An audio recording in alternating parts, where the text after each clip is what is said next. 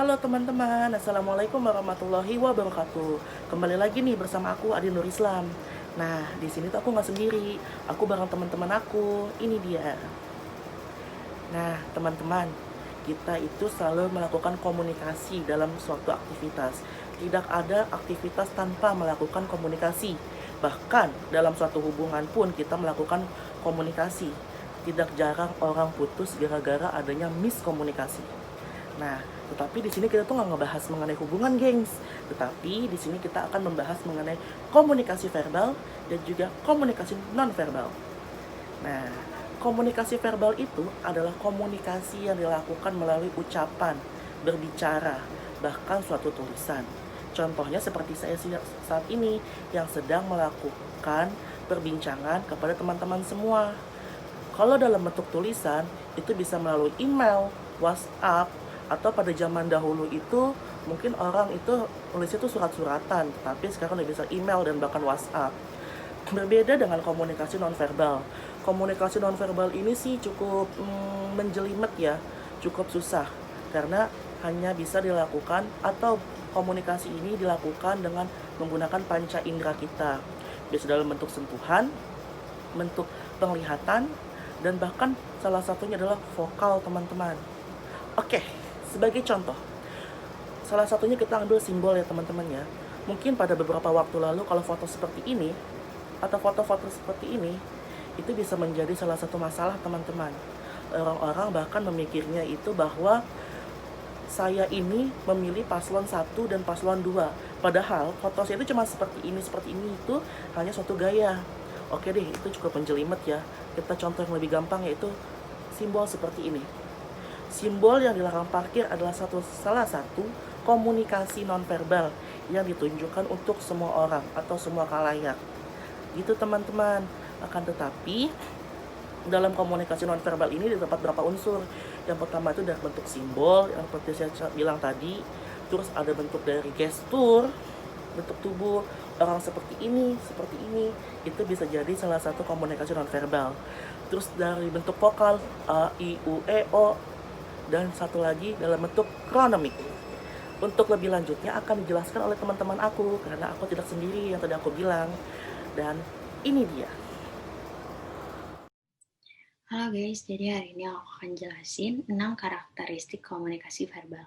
Yang pertama itu ada jelas dan ringkas, berbicara secara lambat, dan pengucapan yang jelas akan membuat kata tersebut makin mudah dipahami.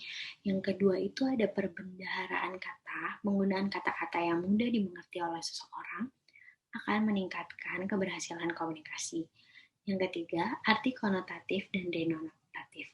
Mengenal konotatif adalah pikiran, perasaan atau ide yang terdapat dalam suatu kata, sedangkan arti denotatif adalah memberikan pengertian yang sama terhadap kata yang digunakan. Yang keempat itu ada intonasi.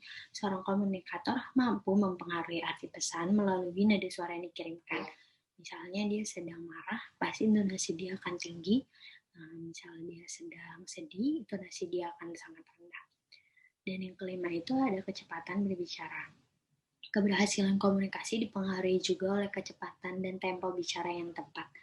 Misalnya kalian sedang bicara sama teman kalian, sedang memberi informasi, tetapi kalian ngasih intonasinya dengan menggunakan intonasi yang sangat cepat, teman kalian tuh akan berpikir kayak, ini orang niat gak sih ngasih informasi, gitu guys. Atau enggak orang yang kalian ajak ngobrol mikirnya kayak, ini orang ngomong apaan sih, cepet banget, gak ngerti, gitu. Nah, yang keenam itu ada humor. Yang dimaksud humor di sini adalah humor dapat meningkatkan keberhasilan dalam memberikan dukungan emosi terhadap lawan bicara. Misalnya saat kalian bercerita itu dimasukin sedikit-sedikit. Halo teman-teman, di sini saya akan menjelaskan mengenai suatu tanda atau simbol yang dapat menunjukkan suatu pesan. Yang pertama itu ada tanda gerak. Tanda gerak itu contohnya seperti kita menganggukkan kepala, itu dapat berarti bahwa kita setuju. Namun ketika kita menggelengkan kepala, itu dapat berarti bahwa kita tidak setuju. Yang kedua itu ada tanda warna. Tanda warna itu seperti contohnya warna merah. Menurut sebagian orang, warna merah itu sebagai warna yang pemberani. Namun menurut beberapa orang lainnya, warna merah itu dapat berarti warna amarah. Dan yang terakhir adalah tanda bagaimana cara kita berpakaian.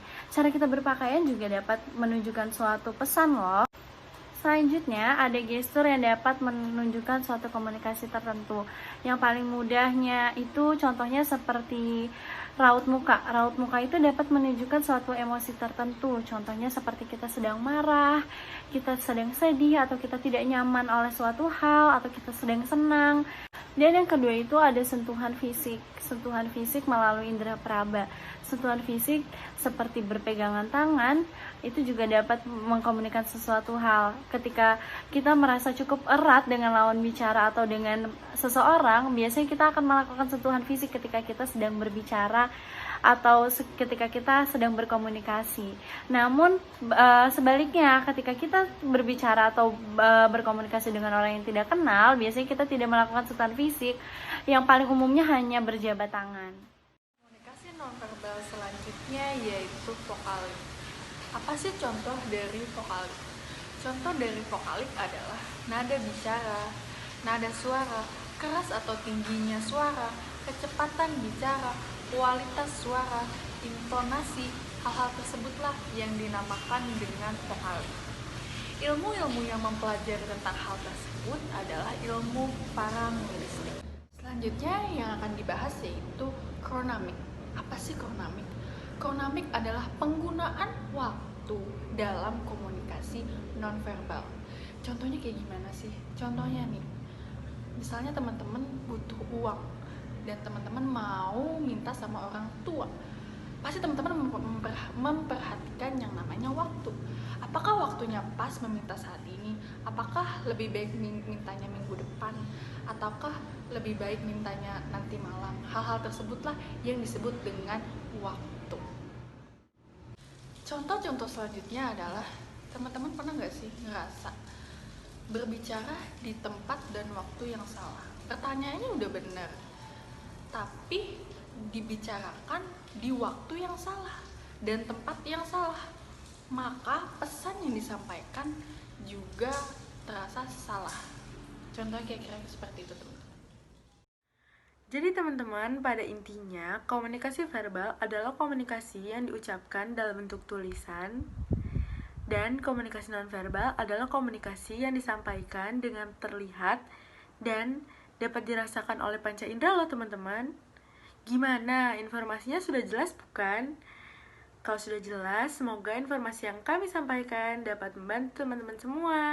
Sekian dan terima kasih. Wassalamualaikum warahmatullahi wabarakatuh. Bye-bye. See you next time.